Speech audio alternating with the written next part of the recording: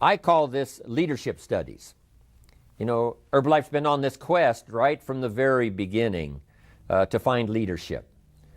People who can sell the product in a leadership role, not just sell it, but get people to use it, follow up. That's called the beginning of the leadership study. Then when you become a sponsor, you study how to be a good sponsor, giving that early information, because you're that first connection that someone has with Herbalife and the story. You know, they might have heard the story, the Mark Hughes story, but now you're the person who makes it real, either by telephone or in person. So learning to lead someone from what they don't know to what they should know, to give them advice on how to get started, how to get going, how to make it successful. You know, that's quite a responsibility. But that's what leadership is all about. Yes, it's a new opportunity, but it's also a new responsibility. And so I like to go through these leadership studies because we should all continue to be students.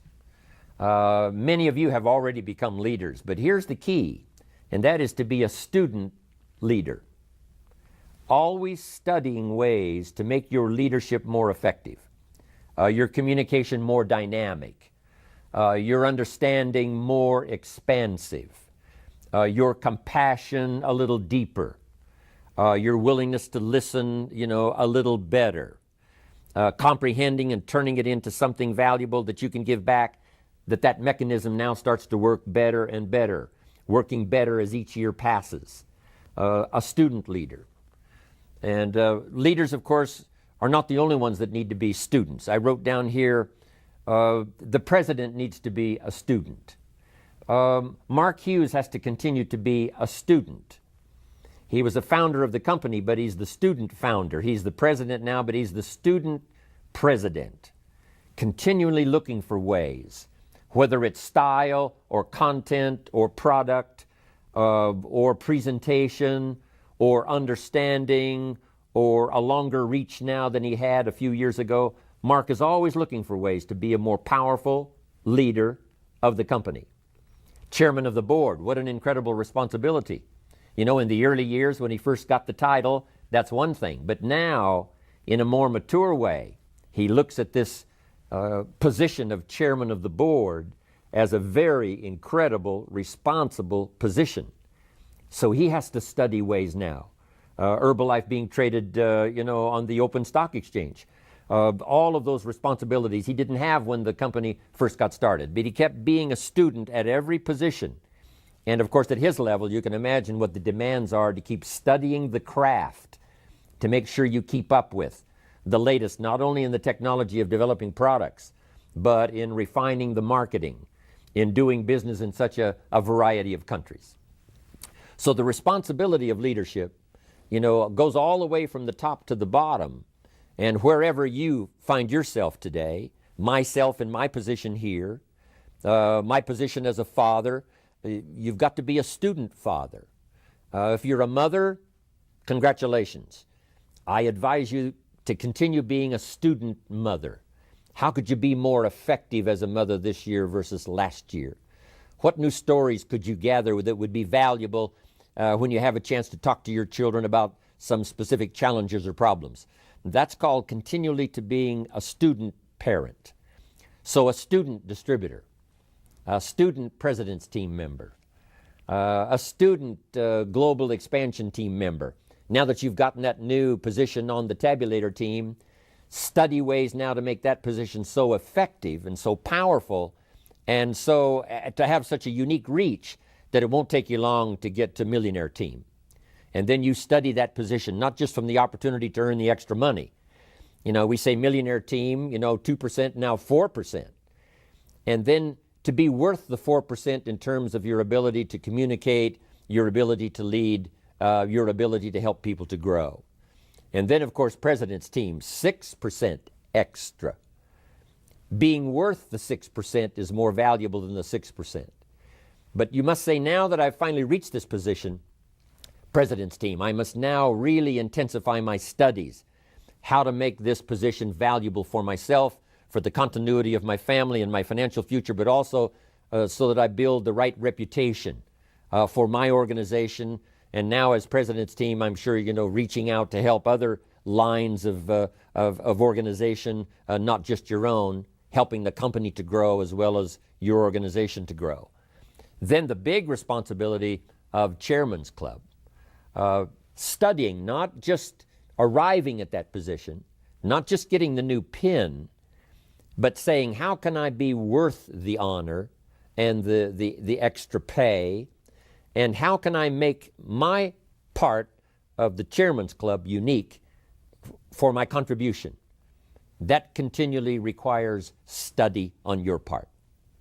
Learn the extra stories, do the extra reading, do the extra note-taking to make sure that you're not missing anything, especially in that prestigious position as well as responsible position. So that's what I'm talking about here now in being a leader. But now, here are some leadership studies, and I want to give you the list first, and then we'll come back and we'll go through this list and take them one at a time. Here's the first one, and that's be a student of possibility. Number one. Next, be a student of opportunity. Possibility is one study, opportunity is another study. Then third, be a student of ability.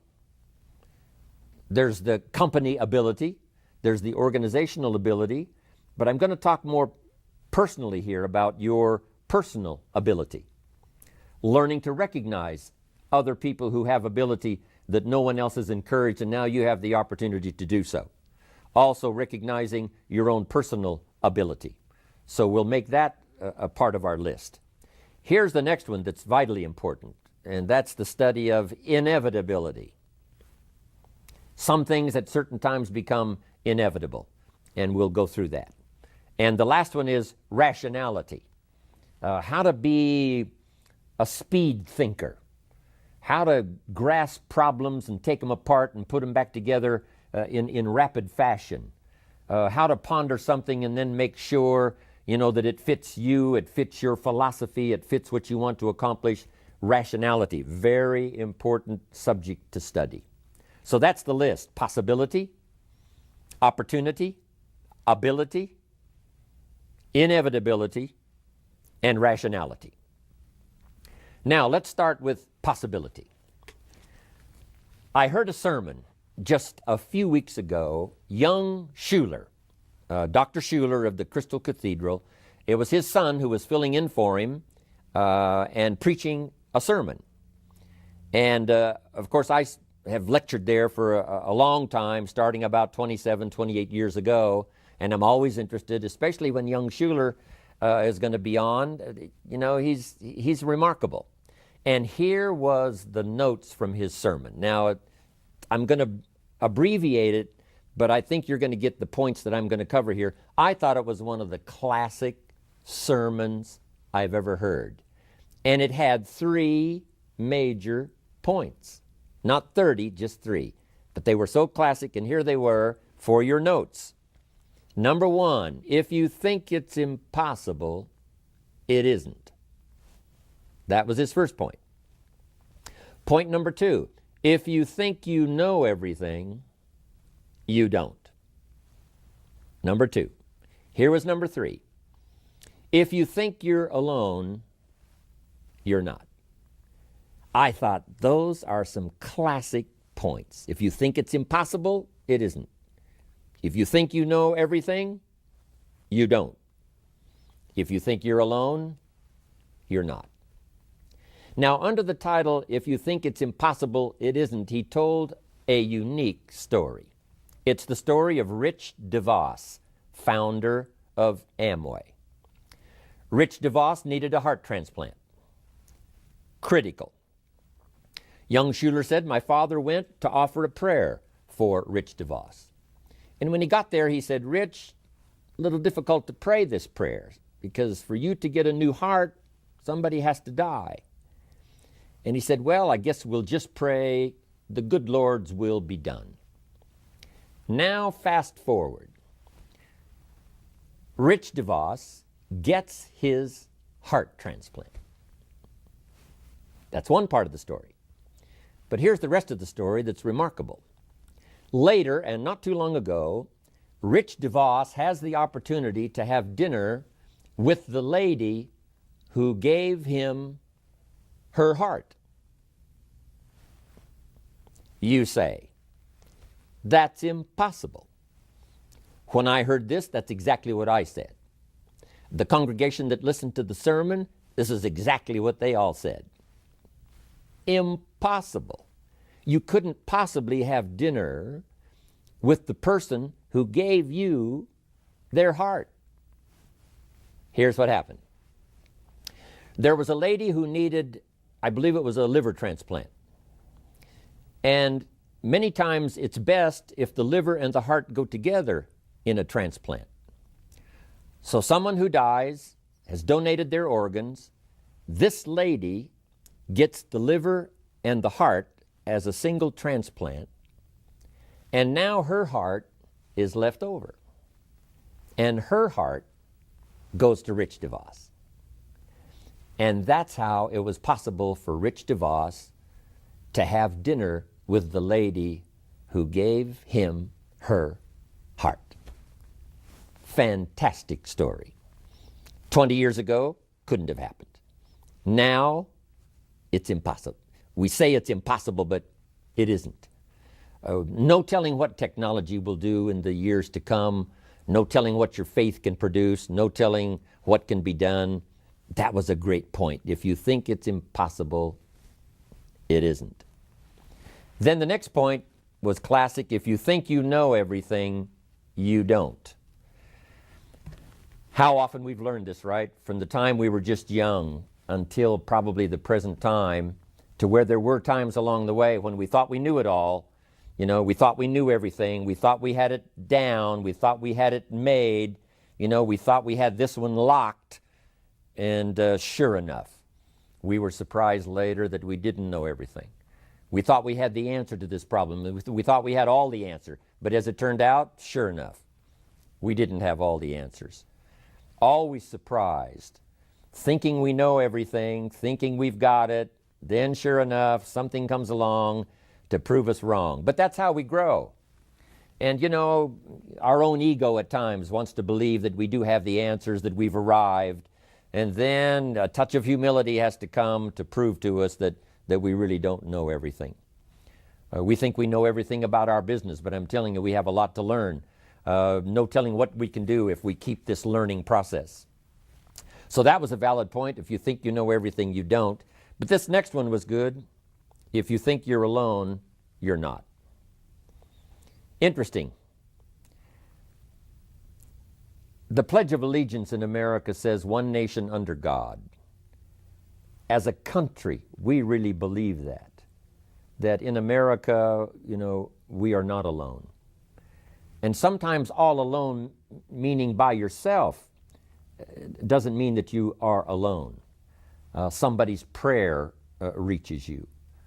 Someone's spirit reaches you. Someone's presence, even though they're not there, you know, you sense it, you feel it.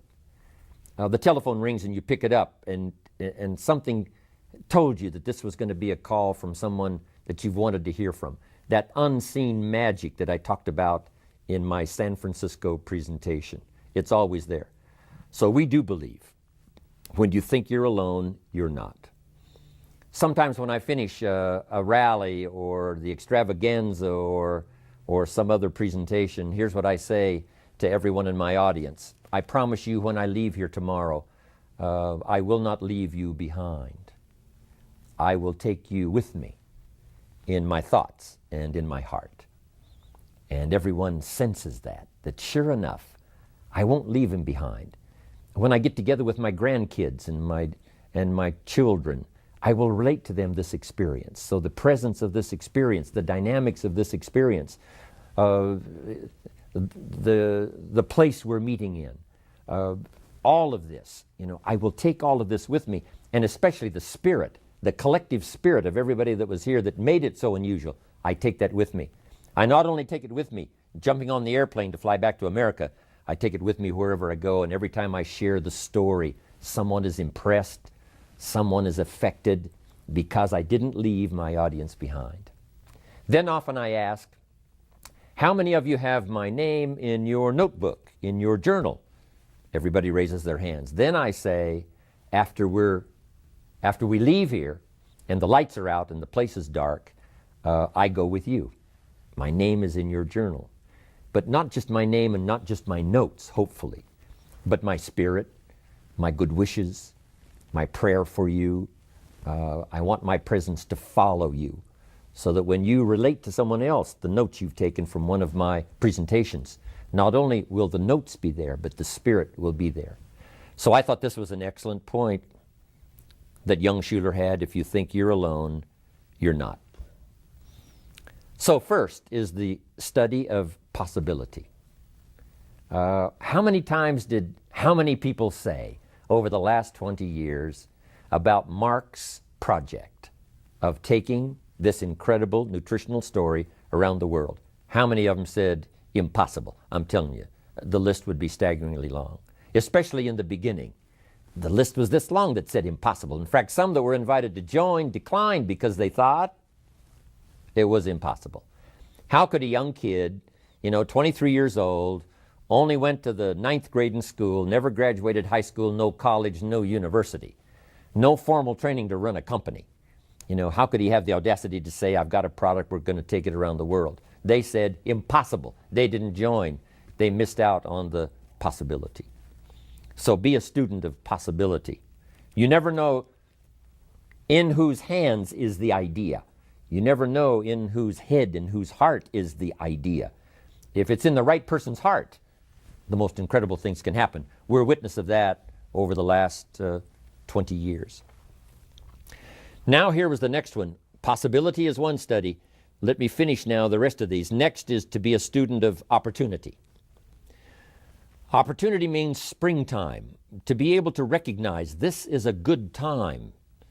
Those early distributors that joined, I'm telling you, this was part of their perception. This sounds like a great story. Mark sounds incredibly sincere. This might just be the time. That was back when, herbs was, not the most well-known, thought-out, superstar study of the day. But I'm sure those early distributors thought maybe this is the time when not just other nutrition that we've heard about, but herbal nutrition and all of that, this may be the time, this may be the moment. And they recognized it as spring. They also recognized it as spring for them because Mark brought them the financial opportunity. When he said, I'll teach you everything I know, and I'll teach you everything I learn as we go. They picked up on that, those early distributors, and said, hey, this could be the spring we've been looking for, with all of the components to make spring unique as we see it through the summer and harvest in the fall. They seized the moment, and that's what you must do with opportunity, is to seize the moment. Whether the moment might be someone you see standing there and you say, I should introduce myself and tell my story, or at least say hello and see if the window will open a new opportunity.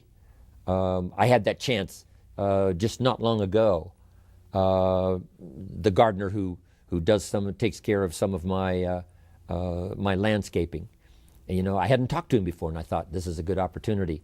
And I told him about Herbalife, and I told him about Mark Hughes, and I told him about my position, and I told him, what was happening, some of the things currently that was happening. Just incredible. His eyes lit up, and soon he's becoming an Herbalife distributor. But seizing the moment, not letting opportunity slip away. Be a student of when it's the right time. Be a student of when this is the moment. This could be the year. The first 3 months of the next year to set up the year 2000. You say, I'm going to recognize this as a new opportunity for me to really pour it on these first 3 months. I'm calling it springtime. Putting together an artificial spring. In an industrialized society, it's hard to recognize when is spring, when is summer, when is harvest. So sometimes you have to sort of manufacture a spring. When we open up a new country, of course, now it's springtime. But if you've been going along and you've been a distributor like here in America for, quite some time, just create a spring and say for the next 90 days, springtime. We're going to call it the spring campaign, a heavy recruiting effort, a heavy customer base effort called springtime. Learning to recognize opportunity, be a student of opportunity. Now, here's the others. Next is ability. Human ability, as we, ponder and think back over as much history as, we've mastered of what human beings have done in the last 6,000 years, and especially what human beings have done that we know more particular about the last couple of hundred years, since the birth of America, especially us who are Americans. But the last, let's say, 1,000 years of the Renaissance, walking hopefully out of the Dark Ages, when there was a whole burst of freedom, of thought, craft, artist, genius, music. It seems like all of these unique architecture, all of these things sort of began to awaken almost simultaneously. And within a few short years, everything seemed to be bursting forth like a variety garden called the Renaissance. But that helps us to understand, pardon me, that human ability is just incredible. Given the right moment, given the right opportunity, given the right climate, given the right season, human beings can think, create, and do the most extraordinary things. That's general ability. In Herbalife, we've watched people who no one gave them a chance, but no other opportunity had ever tapped their unique ability. It was there, but it was undiscovered. It was there, but it was unapplied. It was there, but it was lost in confusion. It was there, but nobody ever recognized it. It was there, but nobody offered them a helping hand saying, come, we'll teach. Nobody offered the opportunity to say, come, we'll recognize. We will help you start, we will help you build. Not having that opportunity before and now having it, we've watched the most extraordinary things happen with people who seemingly others said didn't have the ability, but sure enough they did. Now it's awakened.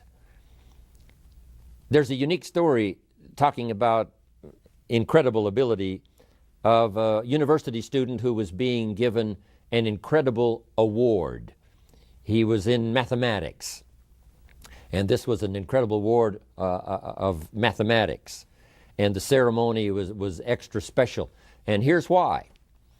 This young student in his mathematics class one day was just sort of nodding off, and when he sort of woke up, the class was leaving. So he gathered up his books and prepared to leave, and then he looked up at the blackboard and saw two mathematical problems. When he looked at these two mathematical problems on the board, he thought, well, that's the assignment, for the next class. I better jot those down. And so he jotted down those two problems, mathematical problems, and then hurried out with the rest of the class. When he got home that evening, he started working on these problems. And he said, these are the toughest mathematical problems I have ever seen. There seems to be no answer. There seems to be no answer. And he worked with both of them. And he just literally almost tore his hair out saying, at first they seemed fairly simple, but I can see right now there is no answer. There is no answer. But finally, one of them that he had really struggled with, he finally found the answer, or thought he had the answer. And he, packed up his notes, and when the next class was opened up, he offered his paper to the teacher. And little did he know, when he offered his paper to the teacher looked at what he had done, and he said, I jotted those two mathematical problems down. He said, I've wrestled with them. There didn't seem to be any answer. Finally, I got a breakthrough on one of them, and here's the best I can do. Well, the teacher was astounded. And the reason is because the teacher had put up on the blackboard the two mathematical problems that the world had said was unsolvable. These were the two mathematical problems that could not be solved, and everybody agreed. And lo and behold, the teacher checked, and for sure, he had solved one of the world's unsolvable problems. Now, and he was getting this incredible award for having solved this problem. Now, here's the unique part of the story. When he wrote those 2 problems down and took them home to go to work on them, he didn't know that they were 2 of the world's mathematical unsolvable problems. Great story. The human genius is limitless. The possibility for thought is so incredible. The unique thing about thought and spirit, it has no restriction. It has no, it's not like, a physical body moving through space and time. You can only go so fast. An airplane now can only go so fast. Even the speed of light can only go so fast. But here's what's incredible.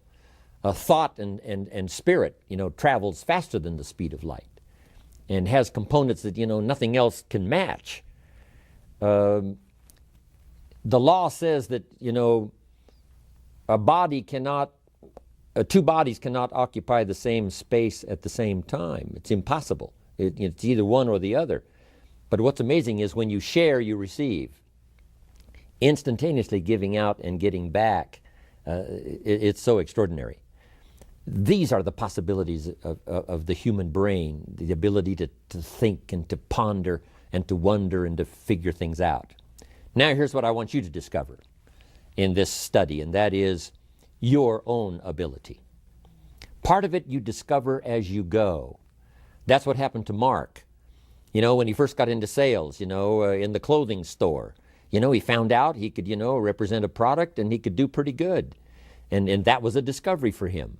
He figured it, beat being a mechanic, working on a car, working in a nice place, meeting people, which he loved to do anyway, and learning to sell, a man a suit of clothes, started to awaken in Mark some of that ability that he had.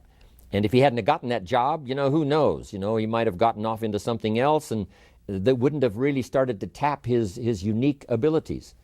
Then, of course, when he put the Herbalife program together, those abilities that were there all the time started developing, and he soon discovered, hey, I can do this and I can do that. Not only can I do all of this, I can do all of this. And when it reaches this level, now I've got the confidence that since I've mastered this, I can master the rest, I can master the rest. And that's not only the Mark Hughes story, that's everybody's story. Skill by skill, language by language, ability by ability, yours can grow just as well as Mark's or anyone else. You've got it. The key is to use it. And with your Herbalife experience, that's the best place to test your ability. Yes, you can learn to do this, but how about this, and how about the next step, and how about the next step? Don't stop. Now that you've gotten started, don't stop on your journey to study and tap and utilize your own personal ability. Now, to finish up, here's a couple of more. Next is, as leaders, we must be students of inevitability. What is inevitable? Here's a little scene. 300 feet from Niagara Falls in a little boat with no motor and no oars. We call this scene inevitable. It's over. If you find yourself in such an unfortunate position, it's already lost. 300 feet from Niagara Falls, little boat, no motor, no oars. It's over. It's already done. Even though you haven't crashed over the falls, even though that experience hasn't yet occurred, you're now in this unfortunate position, and it's called inevitable. I raise this issue because what you don't want to be caught in is in those inevitable positions, where either through carelessness or whatever, rather than find yourself 300 feet from Niagara Falls, if someone would have painted the roar of the falls sufficiently for you way upstream, or maybe they had seen an experience of someone who reached that inevitable point, and then they were lost. If enough of those scenes were painted, then you probably wouldn't have been so careless to have found yourself in that position. And that's really what life is all about, learning from the experiences of others that have either witnessed or have been in these, inevitable positions where because of mistakes and because of failure and because of carelessness, they have found themselves in this inevitable position, and sure enough, it was too late. For John Belushi, there reached a time when it was inevitable. He had crossed the line when his careless mistakes and his drug use and all the rest caused him to reach a certain point where, you cannot come back. You cross the line. We must teach our children that there are certain points in life that are inevitable. The disaster is inevitable. The heartbreak is inevitable. I learned it in economics. I found out early, you could make $5,000 a month and go broke. And way back then, $5,000 a month was a lot of money. And I used to say, how could you go broke if you made $5,000 a month? And the answer was simple: spend $6,000. And if you're making $5,000, it's easy to spend that other $1,000 and just not realize it. It just gets away. So it is easy to go broke making $5,000 a month. Just spend $6,000, and it's inevitable. If you don't change your ways, if you don't recognize it soon enough, if somebody doesn't come along and sort of ring the alarm bells quick enough, sure enough, the inevitable will come to spend more than you make. One of my friends says, if your outgo exceeds your income, your upkeep becomes your downfall. And there finally comes a point when it's inevitable. So don't find yourself there, but be a student. If I keep up my present direction, where will it take me? If I keep up my present disciplines, or where will that take me? And my lack of disciplines accumulated over some period of time, where will that lead me? If you don't get enough of this nutrient, it's inevitable over a certain period of time. And this combined with this, now it is truly inevitable, someday too late. And unless there's some adjustment, like, being rescued by Herbalife, somebody to tell the story, you say, Mary, it's inevitable. So the key is to be a student of inevitability so that you don't find yourself in that impossible position where you've crossed the line and now it's too late. Next, and the last one, is to be a student of rationality. Learning to put things through your own mind. And we are usually only going to act on something that's important if it makes sense to us. Now, sometimes what makes sense to us leaves us still a little bit short of what we should know, for the full expanse of knowledge to do a lot more things. But we can only really move as quickly as things make sense to us. Sometimes we step out by faith, but it makes sense to us to use our little faith. It makes sense to us to take a chance. It makes sense to us to make the investment first and then hope for the harvest. But if it doesn't make sense, if it isn't rational, then we're probably not going to act. We have to learn to study, our own rationality, what makes sense to us, and then here's what is the opportunity we have, especially as Herbalife distributors, is to try our best to make it make sense to somebody else. If you make the presentation in such a way that it's obvious, it's logical, I can see it, it makes sense to me, that's the way it seems to be, so we will act on that. If you'll get good at that, I'm telling you, you can affect a lot of people's lives. Now, here's the best rationality. We call it common sense. Humans have been given this extraordinary ability to use their brain power to come up with what we call common sense. Right? Yes, I've heard all of this, but common sense tells me that looks like that's an exaggerated story, not a real story. Common sense tells me. So part of it is to trust your common sense, but also to be willing to expand your common sense. What seemed to be common sense, 4 or 5 years ago, was a little short. Now I understand common sense is to think of it this way and this way. So this subject of rationality is vitally important.